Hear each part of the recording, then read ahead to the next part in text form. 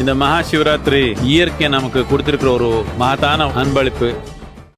ஒரே வாரத்தில் இரண்டாவது முறையாக தமிழகம் வருகை தரும் பிரதமர் மோடியின் நிகழ்ச்சி தொகுப்பை பற்றி கடந்த 2 நாடாளுமன்ற தேர்தல்களில் தமிழகத்தில் அதிமுக திமுகவின் வாக்கு சதவீதம் பற்றியும் விவரிக்கிறார் சிறப்பு செய்தியாளர் சலீம். பிரதமர் மோடி அவர்கள் இன்று மதியம் தமிழகம் வருகிறார். அவருடைய புரோகிராம் என்ன அப்படின்னு சொல்லி பார்த்துருவோம். முதல்ல மகாராஷ்டிரா மாநிலத்திலிருந்து சிறப்பு விமானம் மூலம் தமிழகம் வரும் பிரதமர் மதியம் 2:45 மணிக்கு சென்னை விமான நிலையம் வந்தடைகிறார். அங்கிருந்து ஹெலிகாப்டரில் புறப்படுகிறார். ஹெலிகாப்டர்ல கல்பாக்கம் வரை பயணிக்கிறார். சுமார் 70 கிலோமீட்டர். கல்பாக்கத்தில் என்ன ப்ரோக்ராம் அப்படின்னு சொல்லி கேட்டிங்கன்னா, அங்கே அணுமின் நிலையம் நமக்கு இருப்பது தெரியும். அங்கே நடைபெறும் நிகழ்ச்சிகளில் பங்கேற்கிறார். மதியம் 3:30 மணியிலிருந்து 4:15 மணி வரை சுமார் 45 நிமிடங்கள் மீண்டும் ஹெலிகாப்டரில் கல்பாக்கத்திலிருந்து புறப்பட்டு சுமார் 5 மணி வாக்கில் சென்னை விமான நிலையம் வருகிறார். சென்னை விமான நிலையத்திலிருந்து சாலை மார்க்கமாக பாஜக தொண்டர்கள் சாலையில் இருப்பார்கள். சாலை மார்க்கமாக அங்கிருந்து நந்தனம் YMCA மைதானத்திற்கு செல்கிறார். அங்கே பாஜகவின் பொதுக்கூட்டத்தில் பிரதமர் பங்கேற்கிறார். பொதுக்கூட்டம் முடிந்தவுடன் மீண்டும் விமான நிலையத்திற்கு சாலை மார்க்கமாக வந்து அங்கிருந்து தெலங்கானா செல்கிறார். சரி, தமிழகத்தை பொறுத்தவரை கூட்டணி பேச்சுவார்த்தைகள்லாம் மும்முரமாக நடைபெற்று வரும் நிலையில் ஏற்கனவே தமிழக மக்கள் எவ்வாறு வாக்களித்திருக்கிறார்கள், ஒவ்வொரு கட்சியும் என்ன வாக்கை பெற்றிருக்கிறது, எவ்வளவு சீட்டுகளை வென்றிருக்கிறது என்பதை விரைவாக பார்ப்போம். 2014 நாடாளுமன்ற தேர்தலை பொறுத்தவரை அப்பொழுது ஜெயலலிதா அவர்கள் இருந்த காலம் தமிழகத்தின் அதிமுகவின் ஆட்சி. அப்பொழுது அதிமுக 37 சீட்டுகளை வென்றிருக்கிறது. தமிழகத்தில் மொத்தம் 39 தொகுதிகள். வாக்கு சதவிகிதம் அதிமுகவை பொறுத்தவரை 45%. திமுக ஒரு சீட்டு கூட ஜெயிக்கவில்லை. 27% வாக்குகளை பெற்றிருந்தார்கள். பாஜக, பாமக, தேமுதிக, மதிமுக கூட்டணி அமைத்தார்கள். 2 சீட்டுகளை வென்றார்கள். 19% வாக்குகளை பெற்றிருந்தார்கள். காங்கிரஸ் தனித்து களம் கண்டார்கள். 4% வாக்குகள். சீட் ஏதும் வெற்றி பெறவில்லை. ஆனால் 2019 காட்சிகள் எப்படி இருக்குன்னு பாருங்க. 2019 தேர்தலை பொறுத்தவரை ஜெயலலிதா அவர்களும் இல்லை, கருணாநிதி அவர்களும் இல்லை. தமிழகத்தை பொறுத்தவரை அதிமுக ஆட்சி.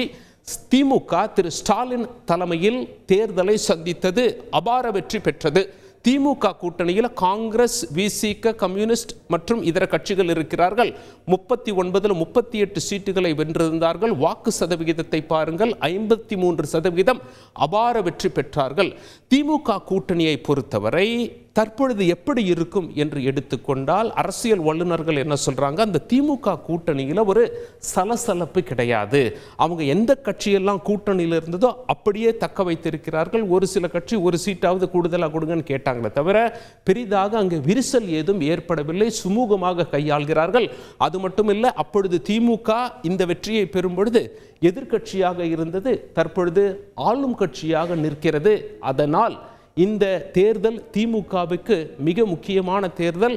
மிகப்பெரிய வெற்றியை பெறுவதற்கும் வாய்ப்பு இருக்கிறது என்று அரசியல் வல்லுநர்கள் பேசிக்கொண்டிருந்த நேரத்தில் தேசிய அளவில் தேசிய ஊடகம் ஒரு சர்வேவை வெளியிட்டு 39 திமுக ஜெயிக்க வாய்ப்பு இருக்கிறது என்று கூறியிருந்தாலும் வாக்கு சதவிகிதம் திமுக குறையும் என்று கூறியிருந்தது. 53-45 மாறும் என்று அந்த ஊடகம் தெரிவித்திருந்ததை நாம் பார்த்தோம். இதெல்லாம் ஒரு பக்கம் இருக்கையில் அப்படியே அதிமுக கூட்டணிக்கு வந்தா நிலைமை அப்படியே வேறு மாதிரியாக இருக்கிறது. ஏன் அப்படின்னா, இந்த தேர்தலில் அதிமுக எந்த கூட்டணியோர் தேர்தலை சந்தித்ததோ அதே கூட்டணி தற்பொழுது இல்லை.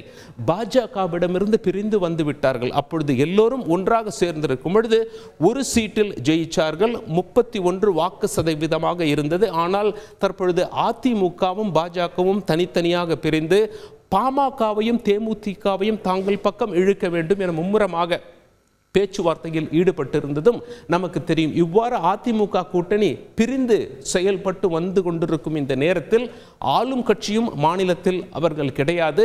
எனவே எம்மாதிரியான ஆதரவு மக்கள் மத்தியில் கிடைக்கவிருக்கிறது என்பதை நாம் பார்க்க வேண்டி இருக்கும்.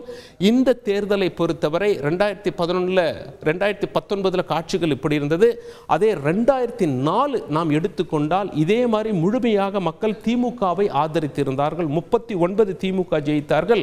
ஒன்று கூட அதிமுக ஜெயிக்கவில்லை. அப்பொழுது அதிமுக ஆட்சியாக இருந்தது. எனவே தமிழ் மக்களை பொறுத்தவரை 2009 என்று எடுத்துக்கொண்டால் திமுக அதிமுக 27-12 பிரிந்தது. ஆக முழுமையாக ஒரு கட்சிக்கு சீட்டுகளை ஒரேடியாக கொடுக்கவும் தமிழ் மக்கள் பல தேர்தலில் அந்த பேட்டர்னில் வாக்களித்திருப்பது குறிப்பிடத்தக்கது. தற்போதைய தேர்தல் கூட்டணி அதிமுக கூட்டணி விரிசலடைந்து காணப்படுகிறது. திமுக கூட்டணி உறுதியாக காணப்படுகிறது. இந்த காலகட்டத்தில் தேர்தலை சந்திக்க கட்சிகள் தயாராகி கொண்டிருக்கின்றன. மக்கள் எவ்வாறு வாக்களிக்க இருக்கிறார்கள், 39இல் யார் எத்தனை சீட்டுகளை வென்றெடுக்கவிருக்கிறார்கள், பாஜகவின் வாக்கு சதவிகிதம் அதிகரிக்குமா, பிரதமர் மோடி அவர்கள் தமிழகத்தில் அதிக கவனம் கூடுதல் கவனம் செலுத்துவது பாஜகவிற்கு சீட்டுகளை பெற்றுத்தருமா அல்லது அவர்களுடைய வாக்கு வங்கியை அதிகரித்து தருமா என்பதை நாம் பார்க்க வேண்டியிருக்கும்.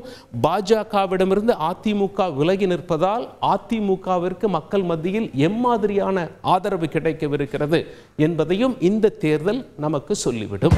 இந்த மகா சிவராத்திரி இயற்கை நமக்கு கொடுத்திருக்கிற ஒரு மகத்தான அன்பளிப்பு.